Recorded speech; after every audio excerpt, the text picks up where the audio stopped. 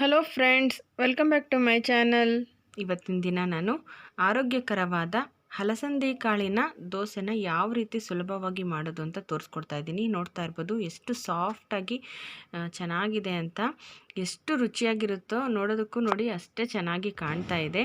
ಇದ್ರ ಜೊತೆ ನಾನು ಟೊಮೆಟೊ ಚಟ್ನಿನ ಸರ್ವ್ ಮಾಡಿದ್ದೀನಿ, ಅದು ಸಹ ಕಾಂಬಿನೇಷನ್ ತುಂಬಾ ಚೆನ್ನಾಗಿರುತ್ತೆ. ಈಗ ಯಾವ ರೀತಿ ಹಲಸಂದಿ ಕಾಳಿನ ದೋಸೆ ಮಾಡೋದು ಅಂತ ನೋಡ್ಕೊಳ್ಳೋಣ. ನೋಡಿ, ಮೊದಲಿಗೆ 1 ಕಪ್ನಷ್ಟು ಹಲಸಂದಿ ಕಾಳನ್ನು ತೊಗೊಂಡಿದ್ದೀನಿ. ಒಂದು ಬಟ್ಲಿಗೆ ಹಾಕಿಬಿಟ್ಟು ಈಗ ಇದನ್ನು ಚೆನ್ನಾಗಿ ಒಂದು 2ರಿಂದ 3 ಸರಿ ತೊಳ್ಕೊಳ್ಳೋಣ. ಇದನ್ನು ತೊಳೆದಿದ ನಂತರ ಇದಕ್ಕೆ ನೀರು ಹಾಕಿಬಿಟ್ಟು ನಾವು ಇಡೀ ರಾತ್ರಿ ನೆನೆಯೋದಕ್ಕೆ ಬಿಡಬೇಕಾಗುತ್ತೆ. ಅಟ್ಲೀಸ್ಟ್ 5ರಿಂದ 6 ಅವರ್ ಆದರೂ ನೆನೆಯೋದಕ್ಕೆ ಬಿಡಬೇಕು. ನೋಡಿ, ಈಗ ಮುಚ್ಚಿಟ್ಟು ನೆನೆಯೋದಕ್ಕೆ ಬಿಟ್ಟಿದ್ದೆ. ಈಗ ನೋಡಿ ಚೆನ್ನಾಗಿ ನೆಂದಿದೆ.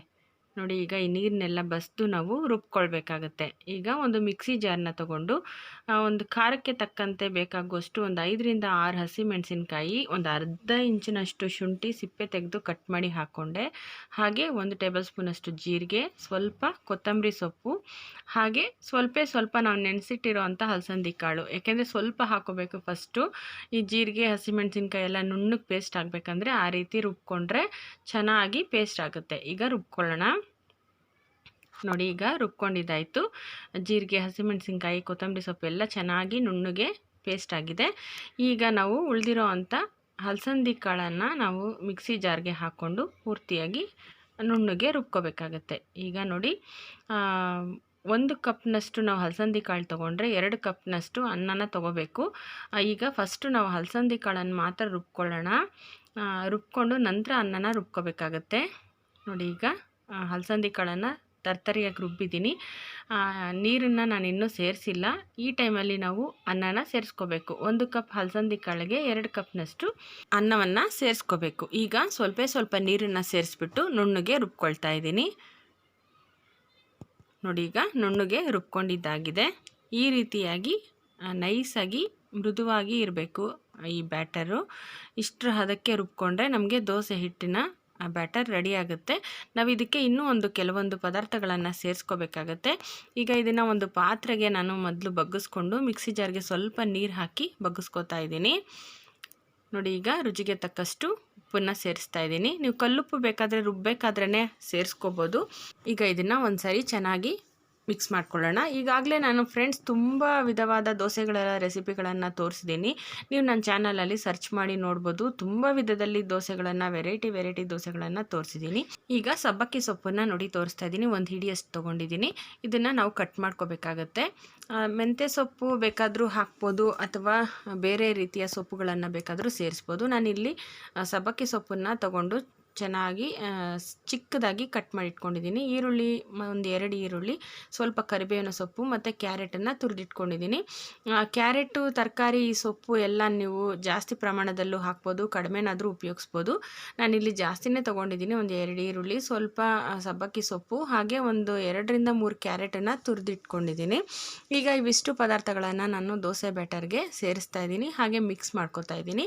ನೋಡಿ ಫ್ರೆಂಡ್ಸ್, ಈ ದೋಸೆ ಬ್ಯಾಟರ್ನ ನಾವು ಉಬ್ಬೋದಕ್ಕೆ ಬಿಡಲ್ಲ. ತಕ್ಷಣನೇ ಇನ್ಸ್ಟೆಂಟಾಗಿ ರುಬ್ಬಿದ ತಕ್ಷಣನೇ ಮಾಡಬೇಕಾಗಿರೋ ಅಂಥದ್ದು. ಹಾಗಾಗಿ ಜಾಸ್ತಿ ಹೊತ್ತು ಈ ಬ್ಯಾಟರ್ನ ಹೊರಗಡೆ ಇಟ್ಟರೆ ಹುಳಿ ಬಂದ್ಬಿಡುತ್ತೆ. ಹಾಗಾಗಿ ನಾವು ಇದನ್ನು ಫ್ರಿಡ್ಜಲ್ಲಿ ಎತ್ತಿಡಬೇಕು. ನಾವು ದೋಸೆ ಯಾವಾಗ ಮಾಡ್ಕೋತೀವೋ ಆವಾಗ ಫ್ರಿಡ್ಜಿಂದ ತೆಗೆದು ದೋಸೆನ ಮಾಡ್ಕೋಬೇಕಾಗುತ್ತೆ ಫ್ರೆಂಡ್ಸ್. ಈಗ ನಾವು ಇನ್ನೂ ಕೆಲವೊಂದು ಪದಾರ್ಥಗಳನ್ನ ಸೇರಿಸ್ಕೋಬೇಕು. ಅದಕ್ಕೂ ಮುಂಚೆ ನಾವು ಹೆಂಚನ್ನು ಬಿಸಿಗಿಡೋಣ. ನೋಡಿ, ಒಂದು ಸ್ವಲ್ಪ ಎಣ್ಣೆ ಹಾಕ್ಬಿಟ್ಟು ಈರುಳ್ಳಿಯಿಂದ ಉಜ್ಬಿಟ್ಟು ನಾನು ಬಿಸಿಗಿಡ್ತಾ ಇದ್ದೀನಿ. ಈಗ ಹೆಂಚು ಬಿಸಿ ಆಗೋಷ್ಟರಲ್ಲಿ ನಾವು ಈ ದೋಸೆ ಬ್ಯಾಟರ್ಗೆ 1 ಕಪ್ನಷ್ಟು ಚಿರೋಟಿ ರವೆನ ನಾನು ಸೇರಿಸ್ಕೊತಾ ಇದ್ದೀನಿ. ನೀವು ಉಪ್ಪಿಟ್ಟು ರವೆ ಬೇಕಾದರೂ ಸೇರಿಸ್ಕೋಬೋದು. ಈ ಹಲಸಂದಿ ಕಾಳು ಮತ್ತು ಅನ್ನ ತುಂಬ ಮೃದುವಾಗಿರೋದ್ರಿಂದ ದೋಸೆ ಸರಿಯಾಗಿ ಬರೋದಿಲ್ಲ, ಹೆಂಚಿಗೆ ಕಚ್ಕೊಳ್ಳೋ ಚಾನ್ಸಸ್ ಇರುತ್ತೆ. ಹಾಗಾಗಿ ನಾವು ಇದಕ್ಕೆ ಅಕ್ಕಿ ಹಿಟ್ಟು ಮತ್ತು ಚಿರೋಟಿ ರವೆನ ಸೇರಿಸ್ಕೋಬೇಕಾಗತ್ತೆ ಫ್ರೆಂಡ್ಸ್. ಒಂದು ಅರ್ಧ ಕಪ್ನಷ್ಟು ಈಗ ಅಕ್ಕಿ ಹಿಟ್ಟನ್ನು ಸೇರಿಸ್ತಾ ಇದ್ದೀನಿ. ಚಿರೋಟಿ ರವೆ ಮತ್ತು ಅಕ್ಕಿ ಹಿಟ್ಟನ್ನು ಎರಡನ್ನು ಸೇರಿಸಿ ನಾವು ದೋಸೆ ಮಾಡೋದ್ರಿಂದ ಗರಿಗರಿಯಾಗಿ ಮೃದುವಾಗಿ ಚೆನ್ನಾಗಿ ಬರುತ್ತೆ. ಹಿಂಭಾಗದಲ್ಲಿ ರೋಸ್ಟ್ ಆಗಿ ಬಂದಿರುತ್ತೆ, ಮಧ್ಯದಲ್ಲಿ ಮೆತ್ತಗಿರುತ್ತೆ ದೋಸೆ. ತುಂಬ ರುಚಿಯಾಗಿರುತ್ತೆ. ನೋಡಿ, ಅಕ್ಕಿ ಹಿಟ್ಟು ಮತ್ತು ಚಿರೋಟಿ ರವೆ ಎರಡನ್ನೂ ಕಂಪಲ್ಸರಿ ಸೇರಿಸ್ಕೋಬೇಕು. ನೀವು ಜಾಸ್ತಿ ಪ್ರಮಾಣದಲ್ಲಿ ಅನ್ನ ಸೇರಿಸ್ಕೊಂಡ್ಬಿಟ್ರೆ ತುಂಬ ಮೆತ್ತಗಾಗ್ಬಿಡುತ್ತೆ. ಹಾಗಾಗಿ ಜಾಸ್ತಿ ಅನ್ನ ಸೇರಿಸೋದಕ್ಕೆ ಹೋಗಬೇಡಿ. ಇದೊಂದು ಟಿಪ್ಸ್ ಅಂತ ತಿಳ್ಕೊಬೋದು ಫ್ರೆಂಡ್ಸ್. ಈಗ ನೋಡಿ ನಾನು ನೀರನ್ನು ಸೇರಿಸ್ಬಿಟ್ಟು ಚೆನ್ನಾಗಿ ಮಿಕ್ಸ್ ಮಾಡ್ಕೊಂಡಿದ್ದೀನಿ. ದೋಸೆ ಬ್ಯಾಟರ್ ಇದು ತುಂಬ ತೆಳುವಾಗಿ ಮಾಡ್ಕೋಬಾರ್ದು, ಸ್ವಲ್ಪ ಗಟ್ಟಿಯಾಗಿಯೇ ಇರಬೇಕು. ನೋಡಿ ಈ ಹದಕ್ಕೆ ನಾವು ಕಲಿಸ್ಕೊಂಡ್ರೆ ಸಾಕು. ಈಗ ಮೊದಲು ನಾವು ಹೆಂಚನ್ನು ಬಿಸಿಗಿಟ್ಟಿದ್ವಿ, ಹೆಂಚು ಚೆನ್ನಾಗಿ ಕಾದಿದೆ. ಈಗ ದೋಸೆ ಬ್ಯಾಟರ್ನ ತೊಗೋಬೇಕಾದ್ರೆ ಪೂರ್ತಿ ಪ್ರತಿ ಸಾರಿ ತೊಗೋಬೇಕಾದ್ರೂ ಪ್ರತಿ ಸಾರಿನೂ ತಿರುಕೊಟ್ಟೆ ದೋಸೆ ಬ್ಯಾಟರ್ನ ತೊಗೋಬೇಕು.